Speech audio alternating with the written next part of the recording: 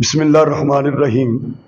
جو لوگ ہمیں نہیں جانتے ان کی نظر میں ہم عام انسان ہیں، جو ہم سے جلتے ہیں، ہم سے حسد کرتے ہیں، ان کی نظر میں ہم متکبر غرور والے انسان ہیں، اور جو لوگ ہمیں جانتے اور سمجھتے ہیں ان کی نظر میں ہم ایک معقول انسان ہیں، اور جو لوگ ہم سے نفرت کرتے ہیں، ہمیں دیکھنا پسند نہیں کرتے، ان کی نظر میں ہم برے انسان ہیں۔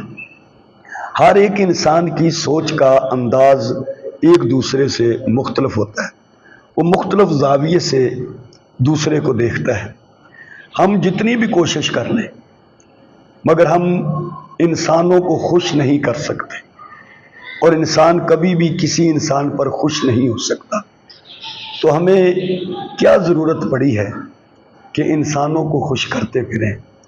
ہم اس ذات کو خوش کریں جو ذات ساری کائنات کی خالق ذات ہے، مالک ذات ہے۔